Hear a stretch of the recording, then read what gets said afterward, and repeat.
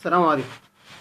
انا احمد ايوب، مدرب تنميه بشريه واستشاري صحه نفسيه ومحلل شخصيات بعلوم فلكيه ونفسيه. انا كتبت القنوات الدعاره الفكريه بسبب لاني ملاحظ كتير قوي قوي قوي قنوات طلعت فجاه. قناه اسمها اخبار مصر بتتعمل على اليوتيوب. واحد قليل الادب، بمعنى كلمه قليل الادب، جايب اللعبه اللي هي البندول اللي هي بتتحرك دي، والناس اللي هم الغوغاء طلعوا عليها اسم مش كويس. في إهانة لرئيس مصر، وفي إهانة لرئيس دولتي، في إهانة لرئيس بلدي مهما كان الأخطاء. كل بلد فيها خطأ، مفيش حد كبشر كامل. كل دولة فيها خطأ. افهموا يا أغبياء، انت بتهين رئيس بلدك في لعبة وبعد كده طلعتها في فيديو بتجيب الطلبة البنات والشباب الأطفال تقول لهم ايه؟ كلمة أساسا قلة أدب. وانت قليل أدب، انت بتقصد بها قلة ايه؟ قلة ذوق وقلة أدب وقلة كل حاجة. وشاب شحط محط اتنين، يعني زي ما بيقولوا ايه، ما خدوش من على عتبة الباب، او يعني كبار وعقلهم تافه. يا تافه يا متخلف. في قناة اسمها اخبار مصر على اليوتيوب، يا تافه اللي عمل الفكرة دي والمخرج والمنتج وغيره وغيره وغيره. انتوا فساد ولا تنفعوا في اي شيء. عارفين ليه؟ اولا تعديتوا الاخلاقيات في الاسئلة والكلام والاسلوب. تاني شيء، جايب لعبة تافهة بتقول كلام بذيء عليه اسم اللعبة وبتهين رئيس بلدك. يا متخلف، هل انت متخيل رؤساء العالم كلهم ودول العالم كلهم هيحترموك لما تشتم رئيس بلدك؟ ركزوا شوية. هل حضرتك انت شايف انك انت بتاخد ثواب في دينك او بتعمل صلاح في مجتمعك لما تشتم رئيس بلدك او دولتك، او بتقول مصر بالالف والسين؟ يا متخلف يا جاهل.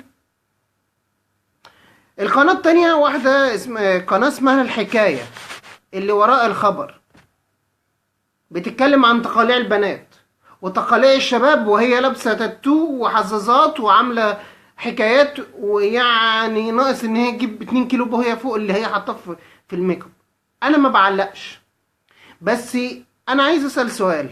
ايه فايدتي انا لما انا اعمل برنامج اسمه اخبار في قناة اسمها اخبار مصر والحكاية، لا وقناة تانية لا حكاية وراء بتقول ايه لو غلطت مع بنتي تتجوزها ولا لا؟ في مجتمع شرقي اساسا. انا بعمل برامج، انا بعمل حاجات في التنمية وبعمل الحاجات دي كلها ليه؟ انا عايز الناس تكبر شوية، عقلها الفكري يتفتح شوية، يبقى عندنا تحضر ثقافي وفكري. انا مش هطول عليكم، بس يعني شيء مستفز، انا بشرح لكم اللي انا شفته. ده ينفع؟ واحدة في قناة اسمها اتفرج بتسأل الناس بعد الساعة 12 بتفكر في ايه؟ اللي بيضحك واللي بيتمسخر بالكلام. بتاعت الحكاية ورا ما وراء الخبر مسكت واحد بتقول له البنت شمال يعني ايه؟ يعني عاملين مجهود وتضييع وقت وتضييع فلوس وتضييع حاجات كتير، وناس خارجة من بيوتها ولابسة ومتشيكة عشان تسأل الناس في كلام فارغ زي ده. ده وقناة تانية اسمها بلا ميديا بتسأل البنات والشباب لو قدامي فيديو بلس 18 هتيجي تتفرج ولا لا؟ وبنات ايه ما تعدوش 20 سنة. وفي لقطة تانية بتقول دخلت جوه دماغك. يعني يعني ايه دخلت جوه دماغك؟ افكر في ايه؟ من قنوات برضو التانية اسمها الدوبلكس. واحد تافه، بمعنى كلمة تافه. يعني شوف اوسخ من ده كله بايه؟ جايب صورة صورة العروسة بتاعت أبلة فاهيتا وصورة بتاعت مايا خليفة. لو واحد ذكي او واحد بيتابع الحاجات ده هيبقى فاهم يعني ايه مايا خليفة وجايبين صورة العروسة.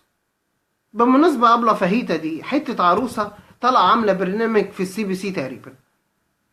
أنا إيه فايدتي كمشاهد لما تطلع هي والممثل المغربي تقريبا، أو اللي هو بيمثل في مصر، وتقول له إيه اللي بيشدك في الست؟ إيه فايدتي أنا كمشاهد مصري وعربي بتفرج على برنامج زي ده؟ عروسة احنا اللي بنعملها كبشر بايدينا، وكمان طالعه وعامله لك حوار، والناس كلها عامله حوار عليها، يعني قنوات باسمها. ايه ابله فاهيتا دي؟ انا عايز الفكر يكبر والثقافه تتحضر وحياتنا تتغير، نعمل بالمناظر الفارغه والتافهه دي. السؤال الباهي اللي في قناه دوبلكس بيقول يتكلم بيقول ايه اللي بيشدك اكتر في الملابس؟ لو ابله فاهيتا دي، ايه اللي بيشدك فيها؟ ايه اللي تسيرك اكتر؟ ولا مايا خليفه تسيرك اكتر؟ وراجل شيخ ملتحي ايا كان بقى هو نيته ايه ورا شخصيته ايه، بيقولوا بص واستغفر. لا، وكلهم طالعين يقول لك اللي بيشدنا العروسه. انتوا تافهين، جايبين دوبلير، جايبين كومبارس يعمل معاكم برامج. لو حد ده مفيش غير واحد طلع قال لا مايا خليفه هي اللي تشدني، ده واحد يعني ما يعني قالها كده يعني. انتوا عايشين ازاي؟ الناس دي عايشه ازاي؟ قناه اخبار مصر، الحكايه ما وراء الخبر، ساره فؤاد، اتفرج، قناه اسمها اتفرج، بلا ميديا، الدوبلكس، والافلام اللي بتتعمل والبرامج اللي بتتعمل. انا بكرر تاني، دي قنوات دعاره، قناه فساد فكري. القنوات دي معموله ليه؟ وما خافيه قناه اعظم، واللي انا جبته ده جزء بسيط. طلعوا الجمال اللي في بلدنا، طلعوا جمال الشباب اللي موجوده. انتوا ليه مطلعين العيال التافهه اللي بتتكلم واسئله تافهه؟ انا مش فاهم بتتعمل ليه. بعد الساعه 12 بتفكر في ايه؟ وجايب لي البندول، اسمها ايه؟ واظن كلكم انتوا عارفين اسمها دلوقتي اللي طالع عليها. يا متخلف، انت بتهين رئيس بلدك مهما كان الاخطاء، وهي متراكمه بقالها سنين، ما فيش حد هيحترمك. يا متخلف، اللي حرب اللي علينا ده كله ليه؟ ما فيش حد بيتحارب الا لما يكون هو الاحسن.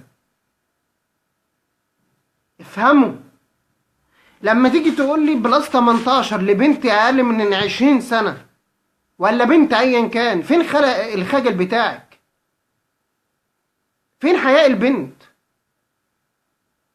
ما قلناش حاجه، شياك وكل شيء، وتضحكي على كلمه بلس 18؟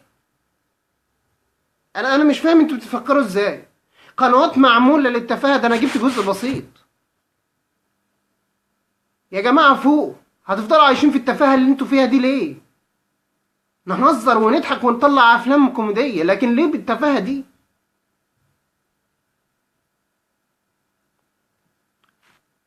استاذ احمد رأفت يمكن هو من افضل البرامج اللي موجوده على اليوتيوب، وانا احترمه جدا. كان في بعض حلقات طلعها بيجيب شباب بيقول لهم الفاتحه قولوها، وسوره الاخلاص ايه معناها، وحاجات زي كده.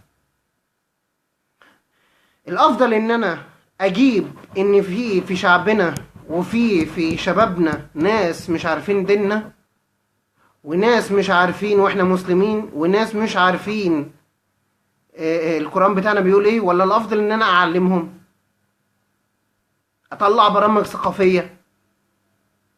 انا بحترم جدا استاذ احمد رأفت، وانا بحبه في الله، انسان محترم جدا. بس اللي انا عايز اقوله ان بلاش نطلع المساوئ والفساد في كل دولة عربية ودولة اجنبية فيها فساد فكري وفساد في ديني وفساد في كله، بلاش نطلعه. ده نهاية كلامي. القنوات دي المفروض لازم تتقفل. واحدة اسمها اخبار مصر وهي اساسا بتهين مصر، واحدة اسمها الحكاية ما وراء الخبر وهي بنت تافهة اساسا، وكل اللي موجودين فيها ناس تافهة علشان تطلعوا مشاهد بالطريقه دي. واحده اسمها ساره فؤاد عايزه تشتهر وبتقول كلام فارغ في حلقه، بتقول انت ما عكستنيش ليه؟ يعني ده منظر. واحد قناه تانية اسمها بلا ميديا بتتكلم عن بلاس 18 وكلام برضه فارغ. والتانية اسمها دوبلكس. انا والله وفي بدايه الحلقه بيقول لك ايه، يا جماعه شوفوا المحلات الملابس مطلعه ملكانه عريانه ازاي،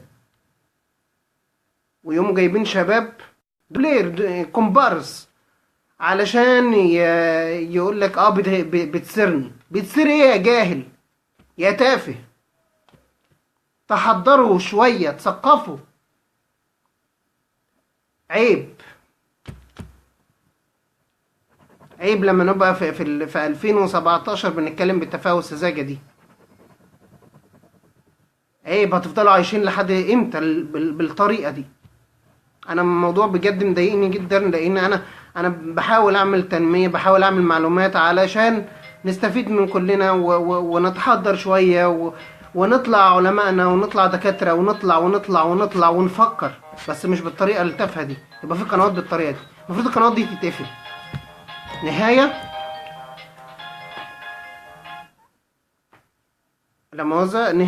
ان يا ريت نفكر بشكل سليم شويه. مفيش شك ان في جوانا لحظات جنون، لحظات كوميدية نهزر ونضحك، بس مش بالتفاهة والسخافة اللي موجودة في القنوات دي. ارجوكوا تعملوا حاجة تنفعكم وتنفع الناس. لما تقعد انت بينك وبين نفسك بالشكل ده وتفكر في اللي انت عملته، ايه منظرك، ايه شكلك انت قدام نفسك. اشوفكم على خير. فكروا بتحضر، فكروا بثقافة، فكروا بفهم، مش بالشكل التافه اللي انا شايفه في قنوات على البث المباشر، وقنوات على اليوتيوب، وبرامج وافلام موجودة على التلفزيون بتاعنا. احنا عايزين نحضر مجتمعنا، مش نفضل زي ما هو كده خايف. اشوفكم على خير.